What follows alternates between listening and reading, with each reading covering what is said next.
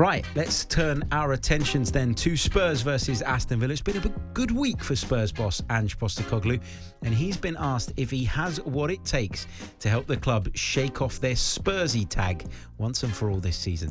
I thought the other night you weren't Spursy, 2-0 up and then concede a goal, but whereas previous Spurs sides might have actually lost that cup tie, yours didn't. So what have you instilled into the players this season to maybe make that word something we don't use so often? You have to accept that, whether you believe you're not that anymore. You have to accept that until you can prove otherwise. I thought the other night was a really strong performance against, a pretty formidable side. And it was an unbelievable physical effort from the lads. I mean, even the physical numbers we did after, the amount of running that the boys just had to do. But that's, I think, what you have to do against a team like City if you want to be successful. So there's a lot of positives for us, but again, I said that after the game, we're still the same team that performed poorly against Crystal Palace. Nothing changed in that 3 days apart from us addressing some aspects of our football to stay true to that. And if we don't veer from that, then we'll get to where we want to. And you and Villa are both on the same kind of trajectory. Last season, Villa finished fourth. You're 3 rounds away now from winning the League Cup and winning your trophy. Is that what you would prefer this year? A silver to fourth place? No, I want it all. I want it all, mate. I want everything. And it sets me up for people to maybe ridicule me at the end of the year because I've said I want it all and I fall short of that. But I'll take the biggest bite I can, mate, and see what comes out of it. So we'll see. We'll go for everything. To be fair to Ange Postecoglou, and I've given him some stick for some of the things that he said since taking over as Spurs boss, but he's ambitious, isn't he? Yeah, no, and I felt like he dealt with those questions well. I don't know how I'd take it if I was a Spurs manager and somebody threw out to me that Spursy. Do you know what I mean? I just think there's certain things that don't need to be. It's a social media narrative. It's something not for press that you should ask in a press conference. Yeah, for sure. And he dealt with it quite well, and he seemed like he was in pretty good mood in comparison to how we've heard him in previous weeks. But when you make statements, they're going to follow you around. And when you do say you always win things in your second season, I was waiting for the audio to come through. When you always win things in your second season, then it's gonna come back to bite you. People are gonna bring that up. And so for Spurs, the biggest thing is just showing that you have that resilience, you have that know-how in situations where it does get tight, it does get sticky, because that's what Spursy is. It's when you expect Spurs to deliver and they just let you down. People call it the accident waiting to happen. You just have to wait for Spurs. You just have to wait for that moment to arrive where they build you up, like we talked about earlier. They're the favourites in the Europa League. They are favourites over Villa to finish in the top 4, and they get to that moment and then they let you down. And that's what Spurs need to overcome, and to try and change that mentality. So credit to him for doing that. But now let's show us. Yeah, he's got to deliver, because when you talk a good game like he does, you need to deliver, don't you? Otherwise, people do, as he sort of admitted, do ridicule you and come after you, and that is going to happen.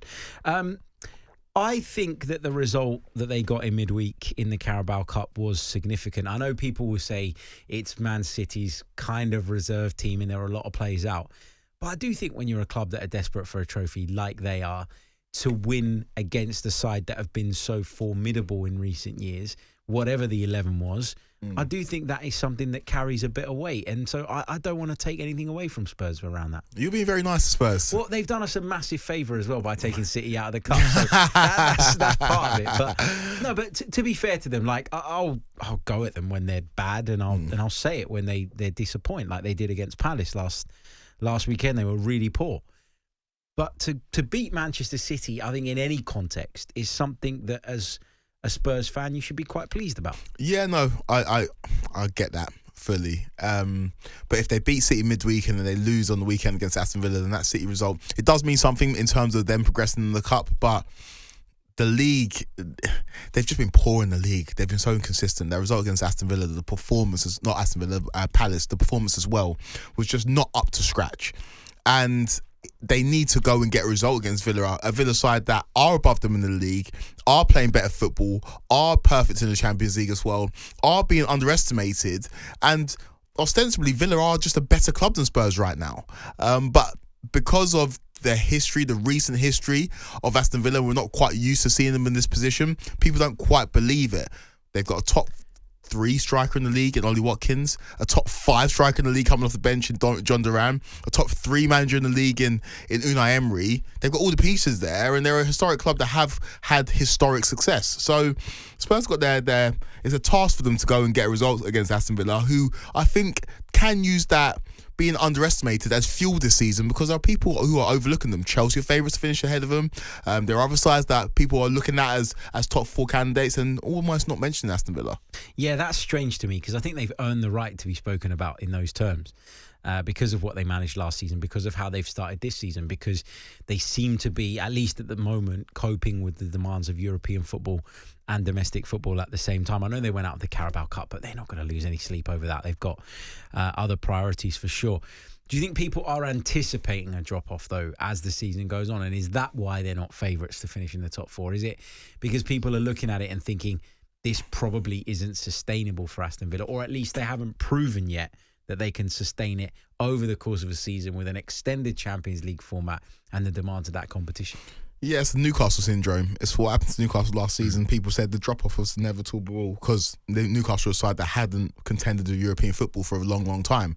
Villa have, though. Villa were in Europe last season, so they do have experience in terms of playing on the weekend and playing midweek. Of course, it's a different test when you're playing in the Champions League, but as a result of their first 3 games in the competition, they're in a pretty strong position. They can rest and rotate now because they're almost guaranteed to go through to the next round. Obviously, you want to finish in the top 8 because it means you don't have to play an extra round of football. But this is the Villa side that have a manager in Unai Emery that knows what it takes to compete in multiple competitions.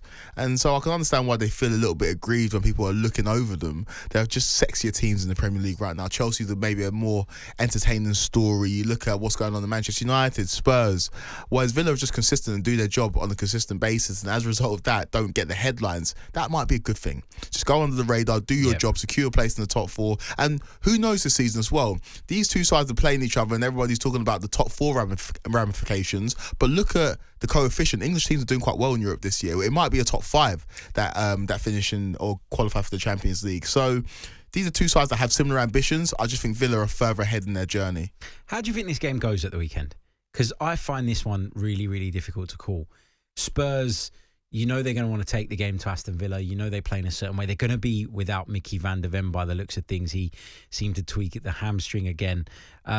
But then they've got the likes of Kulusevski, who's been in really, really good form of late. Aston Villa have plenty of talent themselves as well. I don't, like, if you were asking me to predict any game in the Premier League this weekend, I could give you a prediction that obviously won't definitely be correct, but one that I believe in. Whereas with this game, I'm finding that really tough. Yeah, no, it's difficult. It could be absolutely anything. And we saw that last season, contrasting results between these two sides. I think the Spurs need the win more. I think there's more desperation there. If Spurs lose against Villa on the weekend, there's going to be serious questions asked about their league form. But I think Villa are a better side. So like you, I'm in the middle. So that results in the draw. I'm going for a 2-2 draw in this one. What about yourself? 2-2 draw. I'm going to go with a Villa win. Really? I'd think it would be quite telling, actually, if Villa were to turn up at Spurs after all the talk that we've just had about how the bookmakers have them in terms of the top 4 race and how people are almost waiting for Aston Villa to fall off. I think it'd be quite interesting if they were to turn up there and win, because it would send a really big message, wouldn't it? Not just to Spurs, but to everybody in that top 4 hunt that says, we made it last season, we've got the resources and the depth to do this again, and we're here to stay in this battle for the top 4. We're not a flash in the pan like maybe Newcastle were, with all due respect to them. We are here to do this year in, year out, and we're going to prove that to people. I'm going to go for a Villa win, 2-1. Fair enough. This is, I don't hate that prediction. Again, it could be absolutely anything. We saw Spurs turn Villa over 4-0 last year. So I think these two teams are evenly matched, but I don't know if I trust Spurs enough to pick them to win this game. Yeah, I'm going for a 2-2 draw. On AM, on DAB, via the talkSPORT app and on your smart speaker. talkSPORT.